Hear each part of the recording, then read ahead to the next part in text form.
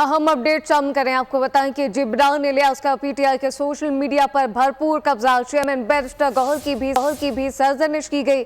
बैरून मुल्क मुकीम पीटीआई का social media controller Jibran Ilyas party रहनुमा से जवाब तलबी करने लगा है। ये क्या मामला है, क्या तफसीलात सामने आई हैं, नुमाइंदा खुसूसी सलमान अबान से जानते। सलमान, आगाह कीजिएगा।